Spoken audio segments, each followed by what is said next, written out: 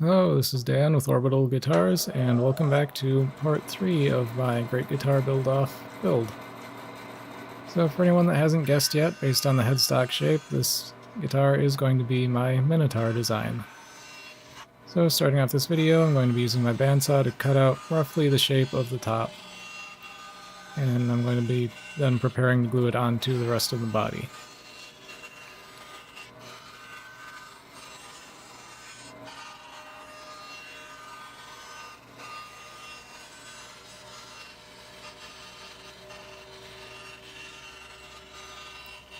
This was definitely a very interesting piece of wood that I found for the top. Very interesting grain patterns in it. Once I have the top roughly cut out, I trace that onto the swamp ash that makes up the rest of the body, and now I'm going to go and even more roughly cut out the shape from that.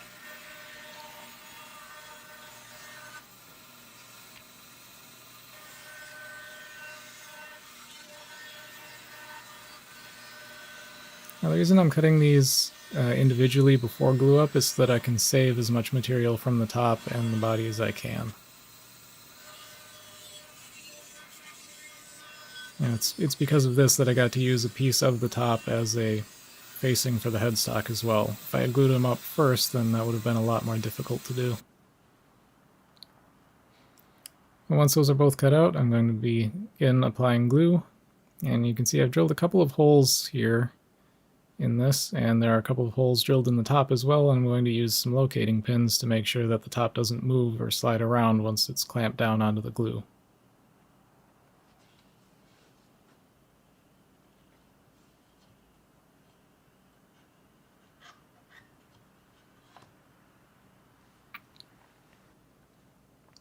Again, just using a bunch of offcuts as clamping calls.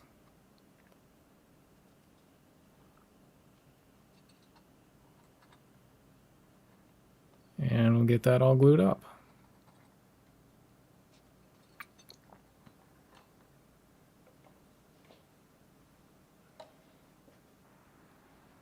So while I'm waiting for the glue to dry, I'm going to go and do a little bit more work on the neck. So the first thing I'm going to do is begin drilling for some side dots. Now, normally for a wood like this, I would probably put in something like some white plastic side dots, something like that would just be really visible, but I decided to get a little bit fancier with this one. I'm going to do the same sort of inlay for the side dots as I did for the inlay on the headstock. So I'm going to start by putting in some of this gold flake powder, and then I'm going to carefully select pieces of the opal and inlay those into the sides of the neck, and then flood some thin CA glue over them to lock it all in place. This is much easier to do with the micro tips that I finally got. So once the super glue is dried, after about an hour, I'm going to go in with a file and roughly remove most of the excess material sticking out of the top, and then sand it all flat. So after sanding up to about 320 grit, it's looking pretty good.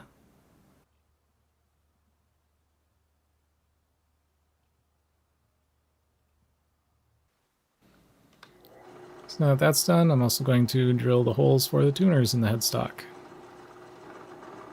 I've got a sacrificial piece of wood underneath the headstock, for one thing, and this headstock is also still quite a bit thicker than I ultimately need it to be, so I'm not too concerned about tear-outs on the back. Although, I was plenty careful while doing this drilling process, and you can see here, there were no tear-outs. In just a second once I actually hold it up to the camera.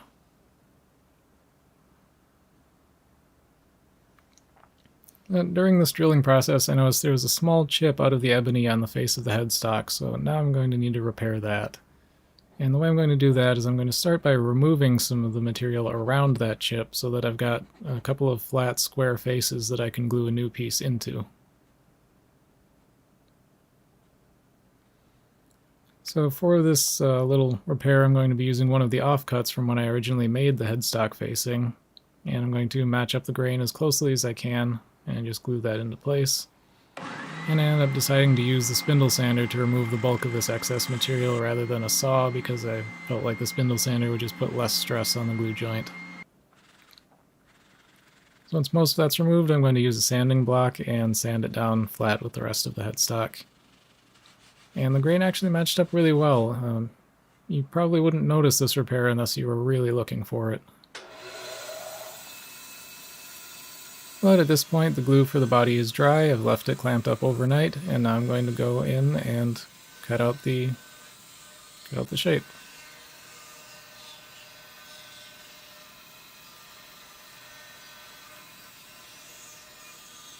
And you can see I'm cutting off the area where one of those locating pins was on the bottom because that was outside of the final shape of the guitar, and the other locating pin is inside of where the neck joint is going to be. So both of those are going to be completely removed.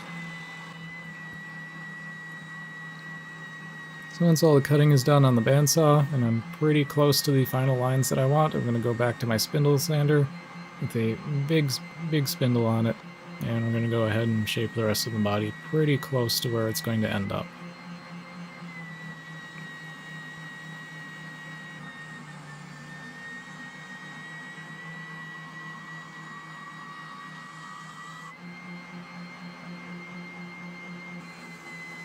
And we're switching to a smaller drum for those tighter corners.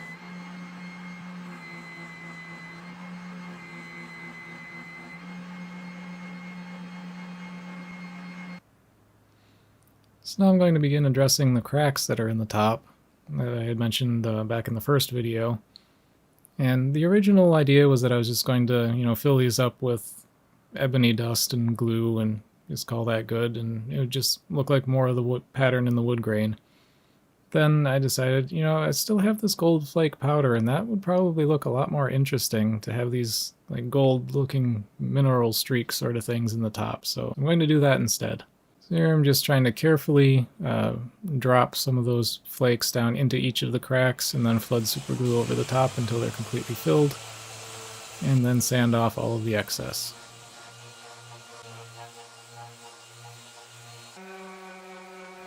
You can see here, yeah, they're not extremely visible, at least not yet. I imagine they'll look a lot brighter, a lot shinier once there's finish on the guitar, but you can still see the gold streaks in there.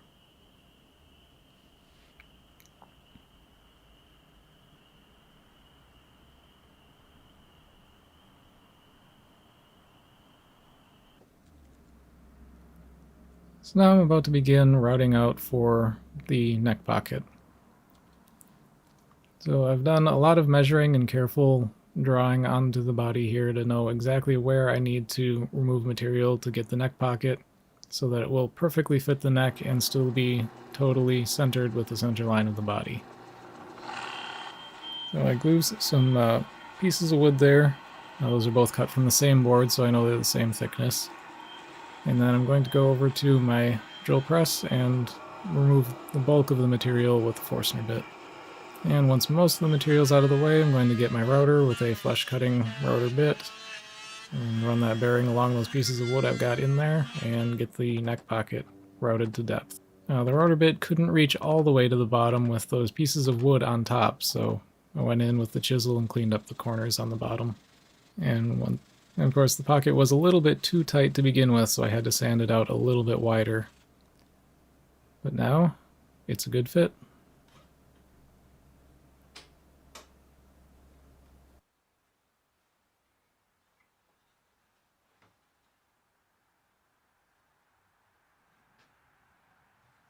And it's beginning to look like a guitar.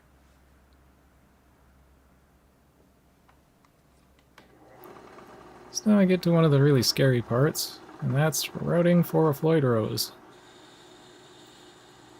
I'm going to start by drilling this hole here in one corner of where the route's going to be. And then from that corner, that's how I'm going to get the router bit down into the wood rather than just plunging it directly in. And then using the wonderful StewMac routing templates, I'm going to begin routing this to depth.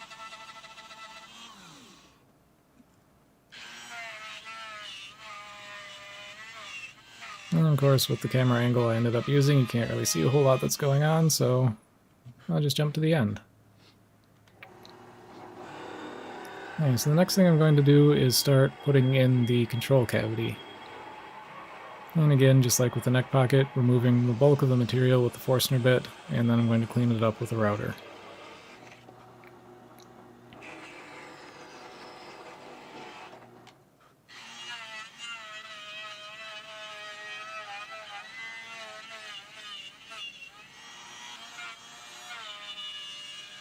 And again, sort of a theme with the control cavities in my guitars. I don't really have templates for them, so I just make templates as I need them to fit each body that I make. It's not ideal if I wanted to make the exact same guitar every single time, but it gets the job done.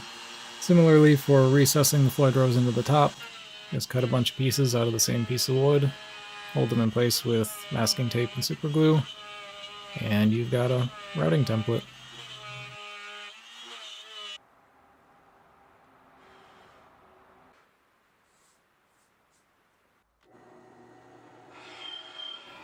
Now with the neck pocket and the bridge space routed out, I can locate exactly where my pickups need to be so that they're not overlapping any of these other holes or sitting too far away from the bridge or from the end of the neck.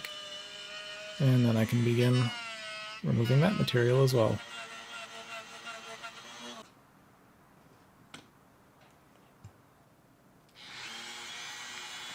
And then I decided I was going to add a little extra recess around the spring cavity in the back of the body so that I can put on a cover.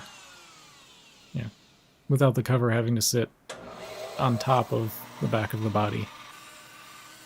So here I'm taking the big offcut from the back of the neck, and I'm going to be resawing that into some roughly 3mm slices. I'm going to use those for both of the back plates.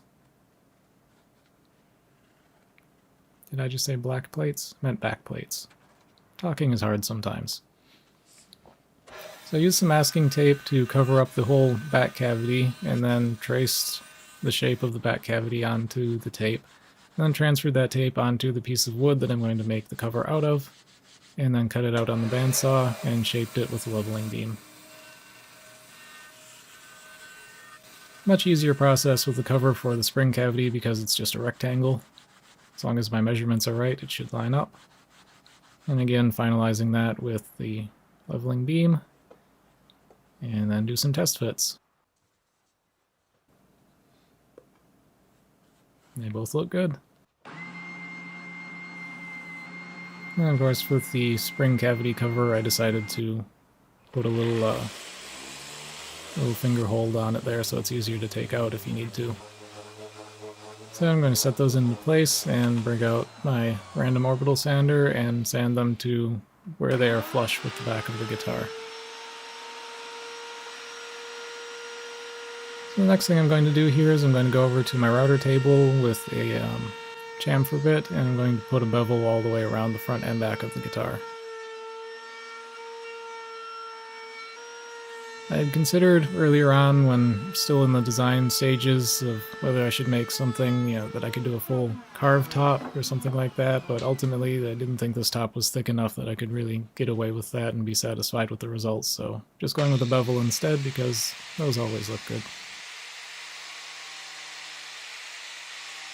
The next thing I'm going to do here is take my angle grinder and I'm going to start making a comfort carve on the back of the body. Just do a line on the back and on the side, and then I'm going to use the angle grinder to make those lines meet through the middle. And of course the angle grinder is not a fine precision instrument, it's just going to hog off most of that material. I'm going to come in with my random orbital sander and smooth that out quite a bit. And then I'm going to switch to my smaller random orbital and get it nice and finished. As well as rounding over those edges.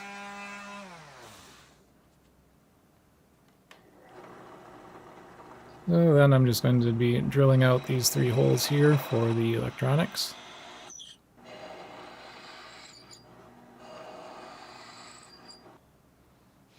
And now I'm ready to glue in the neck. Well, it feels like I'm forgetting something. I have a strange thought, like I'm supposed to have learned from Ben's past mistakes, and yet I haven't. Because if you'll notice, I haven't drilled a hole here for the wires to get from the neck pickup to the bridge pickup. Awkward. Luckily for me though, I realized this almost immediately after I first glued in the neck, so I was able to pull it back out while the glue was still wet and hadn't begun to set yet. One of the advantages I find in using Titebond 3 is that extra long open time kind of saved me here. So I was able to pull the neck back out before the glue dried, drill this hole, and get the neck glued back in again.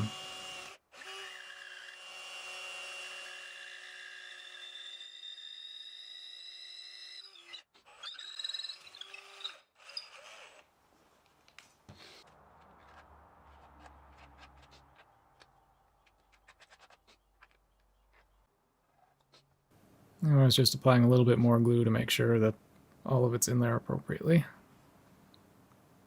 And gluing the neck in again. And I've just got a thin piece of wood on the back as a clamping caul, and I'm using the radius block from when I originally radiused the neck as the clamping caul for the top, and I just got an old washcloth in between to make sure that I'm not denting or bending any of the frets.